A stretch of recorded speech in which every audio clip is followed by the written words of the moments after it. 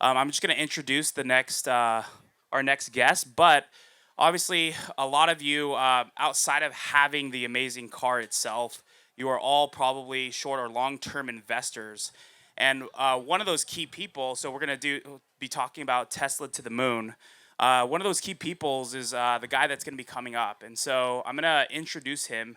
And it's pretty crazy. We were just talking like 3 years ago. We were literally sitting at a bar in San Francisco doing a small meetup because he was just coming through. And it's pretty insane to see where, one, Tesla's gone and where it's going to be headed. So Ross is the co-founder, president, and CEO of Gerber Kawasaki Wealth Management and Investment. He is a regular attender, obviously, on Bloomberg, Fox Business, Yahoo Finance, CNN, CNBC, and Cheddar TV. Ross and the whole Gerber Kawasaki team, they manage and oversee over $2.2 billion as of January of 2022, literally focused on technology, clean energy, transportation, consumer discretionary, media, and entertainment. They have over 10,000 clients, and they've actually been named one of the fastest growing companies in Los Angeles. So without further ado, Ross, come up. Let's give him a round of applause. Thank you for coming all the way up from LA. All right, take a seat. All right. I don't know if I want to sit. I'm feeling excited today. Whatever you want to do, man. I see all these Teslas. I get all excited. It's like the coolest amount of Teslas I've ever seen in one place. It's kind of tough, actually, talking about a stock versus all these cars out here, some of which are the coolest Teslas I've ever seen. So after I'm done, of course, or all the speakers, you should definitely check out, not to mention the wonderful booths that they've, so many wonderful companies that support the Tesla community and the ecosystem and ways you can make your Tesla super cool. And other companies, we have almost every new electric car out here, models from trucks, the Ford 150. Yeah, Lucid, Rivian, all that is out here. Yeah, so, one of my main goals in life is to make an impact in a positive way on Earth before we leave. And for me, it was in the investment world, and that was what I was good at, whether I liked it or not. And I found Tesla 8 years ago when the Model S came out and they went public, and I was like, wow, this is an electric car, this is amazing, right? And if they can make these cars, what are the other companies going to do? And so we invested in Tesla, and we've been riding this journey from making about 100,000 cars, 80,000 cars a year, to the Model 3 launch, where the goal was to get to 5,000 cars a week, and that was almost unattainable. At the time, that was the closest I've come to death without actually being killed, was going through that experience with Elon and the Tesla team as an investor. But I was one of the few institutional investors that stuck with Tesla and Elon during that period of time, and I realized what an opportunity it was, and we doubled down on our investment in 2018, and that worked out pretty well. So that's why I'm here, because my goal is to really see how many EV companies, how many companies can we support, how big can Tesla get, what kind of impact can we have on society, and why does this matter? Because Earth is telling us something that's crucially important. It's crucially important.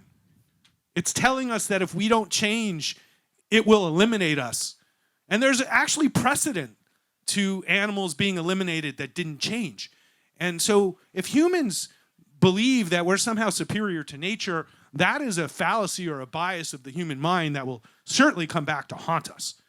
So today, we have solutions for the greatest problem that we face besides, genocide. It's climate change. And so when you think about the fact that all these cars here don't produce any energy, and actually any waste. And actually, if you go back in time, the first mode of transportation that was really popular was the horse. And it was 100% renewable energy. The horse was a wonderful thing. It still is a wonderful thing, by the way. And horses ate food, and they pooped manure, and you could ride it all day, and it did everything for you. A horse was so valuable, if you took another person's horse, you could get the death penalty, right? Somebody would shoot you, okay? And then somehow these people figured out oil maybe was better. And they thought it was better. And they made it, and they had no idea what the byproduct of this invention would be 100 years later, that it would ultimately cause enormous risk to our civilization. So now we're going back to a fully renewable future where we can take rocks from the earth, turn them into batteries, turn those batteries into cars and into storage facilities for energy from the sun or from the wind, and then we can drive around and transport goods and services all day long without any cost to the environment. I can't tell you how amazing this technology is and what the long-term impact is. So when you drive around Santa Monica today, you see Teslas everywhere. You see Teslas more than Mercedes, more than Volkswagens. It's taken over. And if you extrapolate out what's happened in Santa Monica to every major city in the world, Tesla is in inning 2 of its potential. Totally. And that's what we're here to talk about today. What I'm here is the smartest thing you can ever do is invest in a renewable future. And that's what we do at my firm at GK. We're financial advisors, and we help you build a financial plan. And we certainly love working with the Tesla community. And we all know that you don't want to sell your stock, even though it's 42% of your portfolio. Okay? We're the only firm that allows that. But we also look at the future and say, if you don't own Tesla, you will not have the same future as the people who do financially. Because this will end up becoming one of the most profitable companies in the world. It will become the biggest company in the world. And I said this about Apple many years ago when they came out with this thing called the iPhone, and everybody thought I was crazy. I said, they're going to sell 200 million phones a year, and they said, you're crazy. I said this about Netflix when they had a few subscribers and were sending discs. And I said, one day they'll have 200 million subscribers. Actually, I thought it'd be 100 million subscribers. And I look at Tesla today and how many cars, they just hit 3 million cars. And now they're doing 1 million, 1.5 million cars a year. And by the end of the year, they're at 2 million cars a year. Now think about that, doubling your lifetime amount of cars that you've ever produced annually. That's 5,000 electric vehicles a day that are being purchased of people who will never use gas again. We're going to get to 7,000 to 8,000 cars a day. A day. Now, Lucid, I love what they're trying to do. It's nice. 1,000 cars a quarter isn't going to do anything. But 7,000 cars a day, going to 10,000 cars a day. We're going to get another Gigafactory announcement soon. This is massive impact, but it's just the beginning. It's just the beginning. So if you're thinking about your future and you're 70, or you're thinking about your future and you're 15, the future is an electric future. And it starts with lithium, and it works all its way to the cars that you see outside, and we're invested in all of that. And that's what we're doing. And we're not doing it just to make money. That's the byproduct of impact investing for change. And that's what we try to do at Gerber Kawasaki. Impact investing for change. Like investing in autonomy. Why we so believe in full self-driving. This is such an important goal. How many people have to die on the roads? How many people? We know that humans are not good drivers. We know this. I'm sorry. It's just a fact. Solving autonomy, solving climate, all within the same company. What an opportunity. What a huge impact on our society. The only thing I worry about with my kids, honestly, is them walking through a parking lot and getting hit by a car. Riding a bike in LA, you can get hit by a car. We need autonomy, right? And we need it now. It's Tesla. It's Tesla. So it's the greatest opportunity of our lives is right in front of us. You can all be rich if you're not already because of Tesla. It's a choice. It's a choice. Now, there's risk with all investing. So I do have to say that because the SEC does require that I say that. But there's also risk in not investing. And the SEC doesn't require that I say that. There's risk in investing, but there's risk in not investing. And that's the risk you should be most concerned about, is not investing in the future. And Tesla is the future. And Tesla's going to the moon. Now, we all saw from Elon's vacation recently that he needs to take more time off, okay? Or work out. Or work out, and certainly tan maybe a little bit. But I think that was like the bottom of the market. You know, when Shamath posted his pictures of his thin legs, that was the top of the market. And Elon's topless photos, I think, were the bottom of the market. Like, have you noticed how much Tesla's rallied since then? Okay. But then he comes out for the annual meeting, and it was like one of his best meetings in a long time. And you know why? Because I think he got some rest. But there's nobody who works harder and more tirelessly for our future than Elon. That's for sure. I've seen it firsthand, and it's something as an investor I value the most is the CEOs with the visions that they have and their goals and for their future. And I think that that's really what makes it exciting is investing with one of the most ambitious, intelligent, foresightful humans on Earth whose goals are just enormous. And he articulated them again this week, and I love them very much. Yeah, I mean, I interviewed the guy 2 months ago for 4 straight hours with Kelvin and Eli and Ryan from Kilowatts, and this was a day off. After that 4 hour interview, he got on an autopilot call. This is going to be the hardest working guy. I mean, he's already the richest person in the world, but he's not living on a yacht somewhere, right? So this is going to be one of the hardest guys that you could put your money behind. So Well, John, you know, you really got a great opportunity to get him to sit down and really, how many CEOs are going to sit down with a fan or a YouTuber and really put in time, you know, 4 hours to answer questions. And he really appreciates that. He says it all the time. He would rather deal with us than deal with institutional investors. I'm considered an institutional investor, but I don't really consider myself one. you've been around the bend. I mean, I think Yeah, when I'm I into it first further. started even like seeing you, man, like you were one of the biggest Tesla bulls, and you again saw the kitchen sink from being probably called crazy things like, "Why are you still so invested Yeah. in this company?" So you've been around it, man. I mean, like, what was that like, and what kept you kind of grounded through that time to obviously where we are now? And even then, that's the insane thing, right? I think we just passed 3 million. Elon said maybe in 10 years they're gonna hit 100 million, but what kept you kind of like just grounded and secure during that time? There's no question when you do what I do and you deal with enormous financial risk, having support is really important, especially if your ideas maybe you don't fit the narrative very well. So I got to give a lot of credit to my wife, to be honest. And you know, I dragged her up to the Tesla factory. I think it was 2019, early 2019. I wanted to make sure I wasn't crazy, so I brought her and it was pretty funny because she shows up to the factory in a skirt.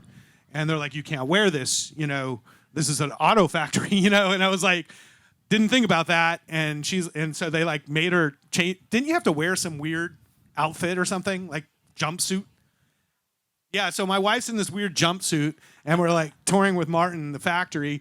And, you know, I came back and the stock was down. At the time, it was about $175 a share. It had come down from $350. And I was basically, it was like, And this is pre-split. yeah, this is pre-split. pre-split. And I was like in a spot that really sucked when you're an investor because you're long a stock and you're getting hammered in it. And then guys like Einhorn come out. You already got the media pounding you every day. And then on Twitter, you know, they attack me daily, how dumb I am and all this kind of stuff. And then Michael Burry, you know, and Steve Eastman from The Big Short, they come out short Tesla. And I remember this day because I was like, now I'm really screwed. So I go home to my wife and I said, you know, honey, even the Big Short people are against me now. They have a movie about them. Like, what am I going to do? Because I go, people want EVs, right, honey? And she's like, yes. People want a sustainable future, right? Yes. These are cool EVs, right, honey? And she's like, yes. I go, I'm not crazy, right? And she's like, no. You know, and I'm like, I got to invest more. And we bought 6 million more of that convertible deal.